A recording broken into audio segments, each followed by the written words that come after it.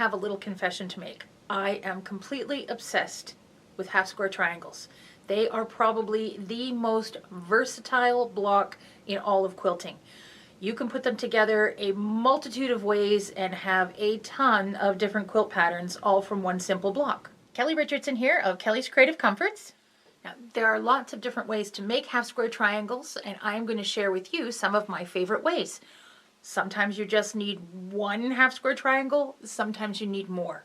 So first of all, a half square triangle is two pieces of fabric that are triangles sewn together, and that is a half square triangle. Now, the traditional way of making half square triangles was to actually cut two triangles, layer them right sides together, making sure you got all your raw edges lined up, and then sew 1/4 inch down this seam right here. So this can very easily happen. Now you can see that this is no longer square. It is a half triangle, but certainly not square. Or you will find that this happens where the sewing machine eats the first little bit of your triangle. Now I do have a video on leaders and enders that will give you hints on how to stop that from happening. So switch back to that video and take a look there for this issue. For the other issues with your half square triangles, it's just really easy for them to no longer be half square triangles. They're just sort of square triangles. And that's kind of not the look we're going for. We really want to do half square triangles. So if you happen to need just one half square triangle, and, you know, it's such a versatile block, very rarely do I ever just need one half square triangle. But instead of cutting two triangles and sewing them together, if I just need one half square triangle, I am actually going to take my two squares and lay them together, make sure that they're all lined up right on top of the other. And I am going to draw a line right from corner to corner. And I'm just using a heat erasable marker here, but whatever marker you have handy. Draw that line on there, and then we're going to sew directly on top of this line. So what I'm going to do, I have my squares lined up perfectly on top of one another. We are just going to sew directly on top of that line. I have my machine in center needle position. Now I'm going to give that a quick press just to set that seam. There, so I set my seam, and when I did that, of course, my markings went away because it's a heat erase marker. I don't know if you can see that any better, but what I'm going to do now is take my ruler and place the 1/4 inch mark right there on my ruler, right on that sewing line. I want to make sure I'm giving myself 1/4 inch. Cut that off. And there we go. We have a beautiful little half square triangle. Now this one might not be the absolute best use of the fabric because you do have this little bit of waste right here, but you can always sew that, if it's a big enough piece, sew that and have yourself another half square triangle for your stash and use that as a leader and ender. Again, I'm referring back to my leader and ender video. Now, if I need to do multiple half square triangles, which is pretty much always the case, I very rarely just have to do one half square triangle, I will use this method where I take two squares.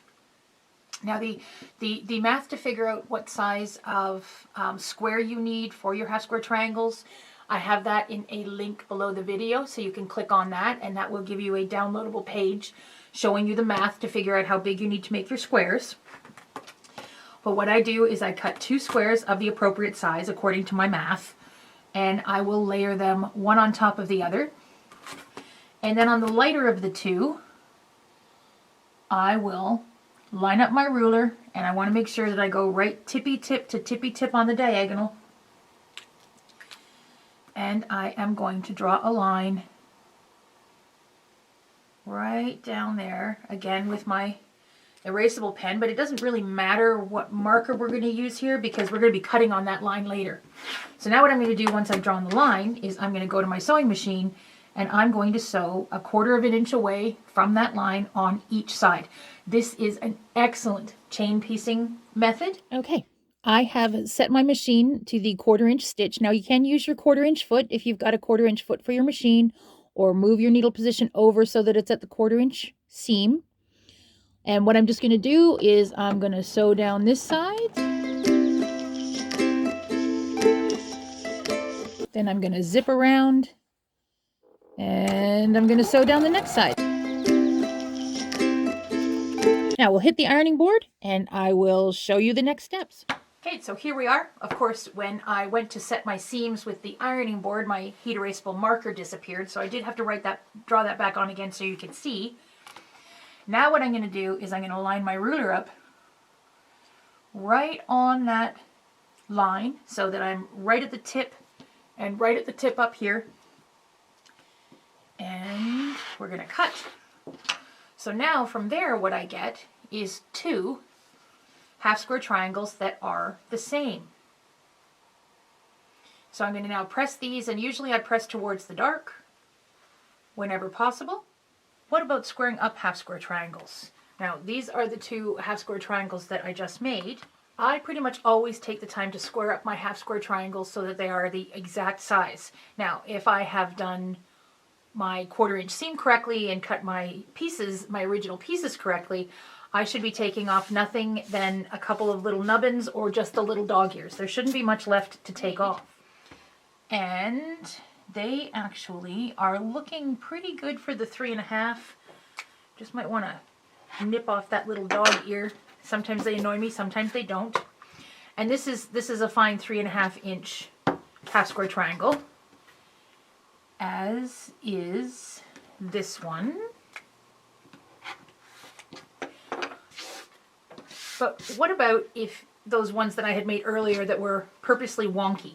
Or I also find that sometimes people might not be as comfortable cutting a 3 7/8 inch strip that will subcut down to a 3 7/8 inch square.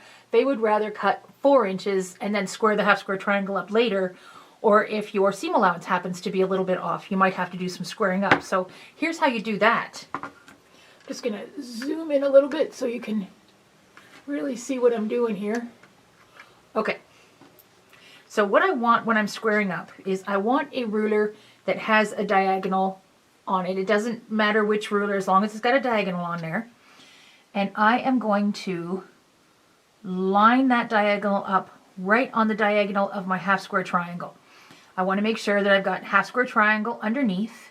And if I look, I can see that I am bigger than 3.5 inches all the way around. So this is a salvageable half square triangle because I want a 3.5 inch unfinished. So what I'm going to do, my very first pass, is I line the diagonal up, and that's the most important thing, to make sure your diagonal is lined up. And then I want to make sure that I am bigger than 3.5 inches all the way around. I'm going to put a little bit of pressure there. And I am going to cut. Get rid of those little nubbins. Then I'm going to flip it around. And this time, what I want to do is again line up my diagonal, but this time I want to be exactly on the 3.5 inches. So I'm 3.5 inches here, I'm 3.5 inches here. Again, put a little bit of pressure on the ruler.